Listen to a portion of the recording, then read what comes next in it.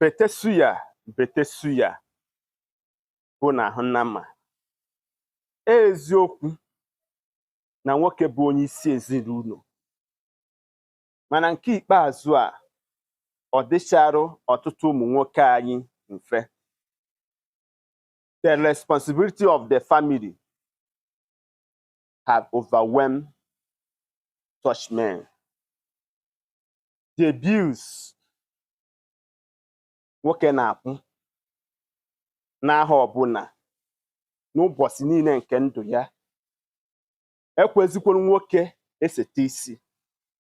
Onye ka ọtụtụ ụmụ nwaanyị ya sị that my husband is not romantic.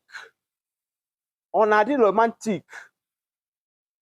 inecha anya maọbụ nwoke checha ihe chere ya n'ụwa, ụgwọ akwụkwọ ụmụazị ọ ga-akwụ, ụgwọ shop, ụgwọ ụlọ, all the transportations, ihe niile eje bụ n'isi nwoke.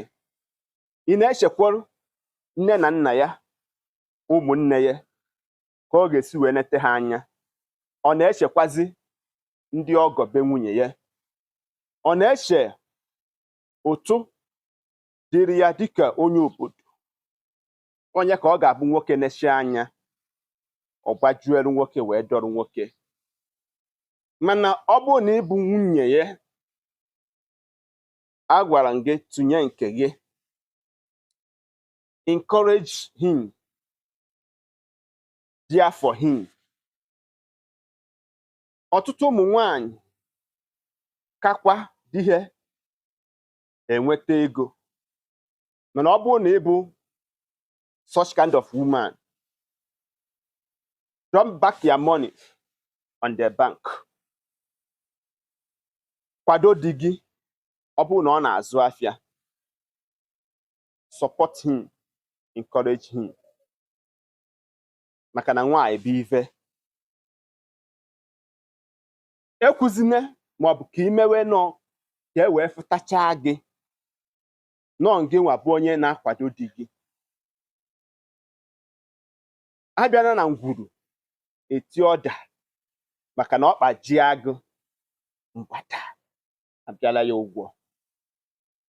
Jee jụọ ajadu nwaanyị ife ọ na-agabiga na be di ya.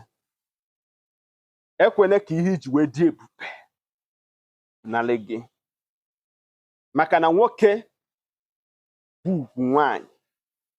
Nwoke bụ ugogbe nwaanyị ji afụ ụzọ. Nwoke ha gị na ya bi bụ anya ji isi ụgwọ. Ekwene ka ọkụ amụnyere n'ezinụlọ nyụọ n'ike, maka ọ bụrụ na ọ nyụọ n'ike, gị bụ nwaanyị ga-eji isi wee kpee ekwere. Ọ naghị adịrị nwoke izi atụmadụ nwoke ha ọ ga-abịa ịbata na ngwuru a na-eri 3 square meal per day, anọkete ụwa chigharịa nwoke anaghị eri 2 square meal. Kwanyere nwoke ehu. Gba mbọ niile ị ga-agba dịka nwaanyị to protect the image of the family. Na mmechi, ụmụ nwaanyị anyị, ndị nna anyị, ndị nwunye anyị na-akasị elite ihe nlite n'aka ụmụfa karịa ndị papa anyị ha. Out of 100%, 90% go to a woman, go to a mother in their family. Maka na ọ na-abụ nwoke na-asụ ude, nwoke na-ebe akwa mkpụrụ obi, anya mmiri ama na-apụta. Onweghị onye ji agụgụ nwoke akwa. Onwekwara onye na-asị nwoke jisi ike, nke o nwere onye na-asị ya deme. Mana ụmụ nwaanyị, ndị nwunye anyị, ndị nna anyị na-ebe akwa, ụmụfa abịa kopu afọ anyị, pichaa afọ anya mmiri. Onye ka ọ ga-abụ ịna-anya n'ụwa efu na ụmụ nwaanyị ka erite ihe nrite n'aka ụmụfa karịa ndị nwoke. Nwanne m nwaanyị, kwanyelu nwoke gị na ya bi ugwu. worship him and honor him. Maka na ọ bụrụ na achọ nwoke ha achọ, ife gị nwa bụ ogori nwanyị ji wee dị ebube, anyị nwa n'ike.